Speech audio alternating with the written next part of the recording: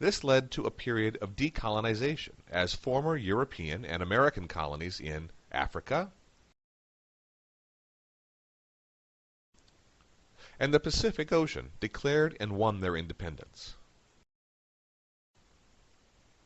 But why did more than a century of European dominance come to an end in the 1940s, 50s, and 60s? Well, there are multiple reasons for this. The first has to do with some of the isms that we have been studying this semester. The ideas of liberalism, which urged democracy and respect for human rights, as well as communism, which championed the poor, began to filter down to Europe's colonial possessions. The peoples in India, Vietnam, and other European colonies began to demand equality, freedom, and the ability to govern themselves. But a second reason why imperialism came to an end at this time has to do with power. Remember, imperialism had been based on the ability of Europe to dominate other peoples around the world. World War II changed that. 6 years of brutal war left Europe weak. European nations no longer had the power to dominate others. Moreover, the destruction caused by the war led some to question why valuable resources were being spent on colonies. Why not spend that money and that energy rebuilding cities at home? Now, there was no single model for decolonization. We are going to discuss two different paths that European colonies took to gain their independence. The first model is India.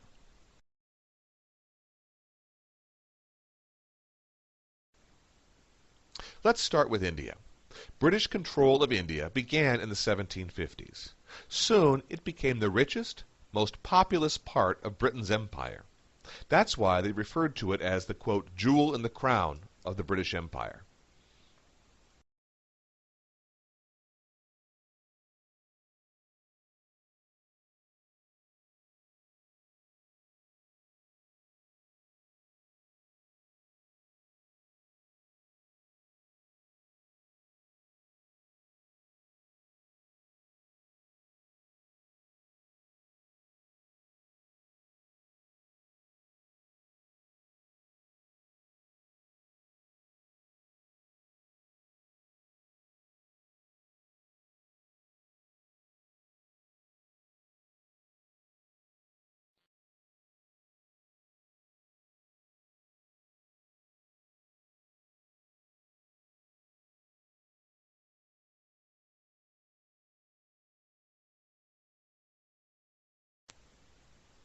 A great example of this came in 1930, when the British issued a new tax on salt sold in India.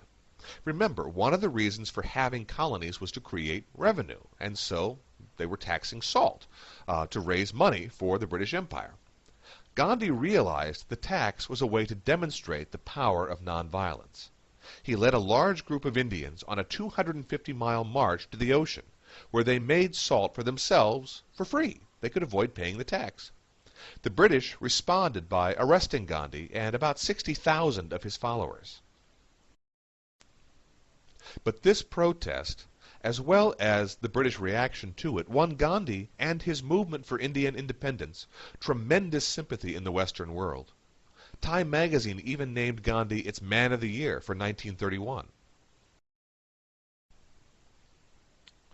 Ultimately, the British will give in. It does take time, however. In 1935, they agreed to a new constitution for India that granted it independence over affairs within its own borders. In 1946, full independence was granted.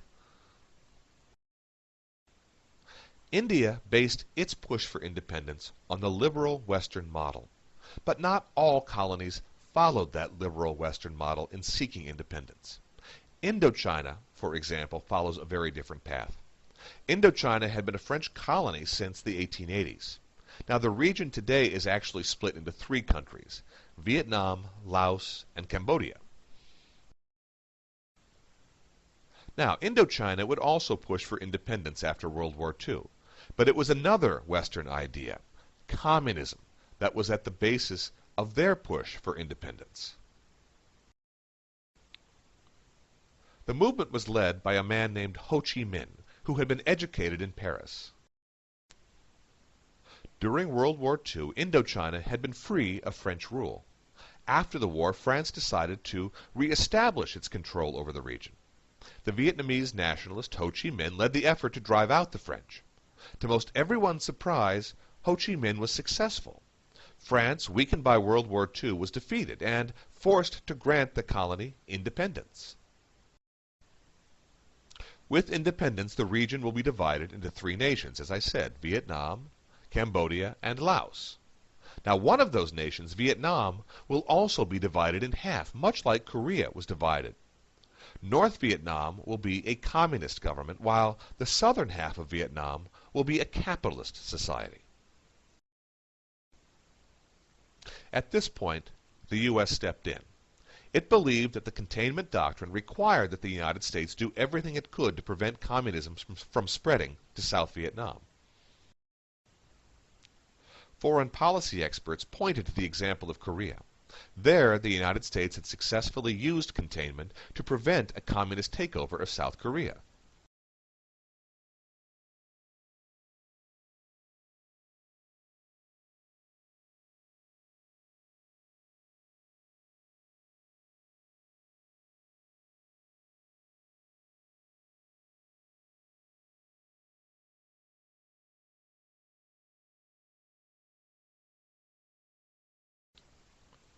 Still, the United States continued to try.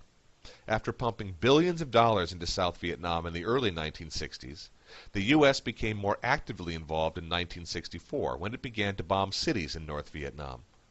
Then, in 1965, the U.S. began to send in actual U.S. troops to fight the communists. The commitment just continued to grow year by year. By 1969, there were 543,000 U.S. troops in South Vietnam, and we were dropping more bombs on North Vietnam than had been dropped on Germany in the entire Second World War. Many in the U.S. and around the world began to question whether or not Vietnam was an example of a communist insurgency or not. In other words, should the containment doctrine be applied to Vietnam? People started questioning that. Some thought what was really going on in Vietnam was a nationalist uprising, that the Vietnamese people had been tired of European and the United States now coming in and trying to run affairs for them. The Vietnamese simply wanted to govern themselves without interference from the U.S., the French, or from anyone. U.S. involvement finally ended in 1973, when American troops were withdrawn from Vietnam. In 1975, South Vietnam finally was defeated by the Communist North. The country was united into one nation, one communist nation of Vietnam. Decolonization in Asia, Africa, and the Pacific will continue throughout the 1970s. These efforts are sometimes peaceful, and they're sometimes bloody. But if you look at a map of the world today, it looks very, very different than it did before decolonization. Thank you for listening.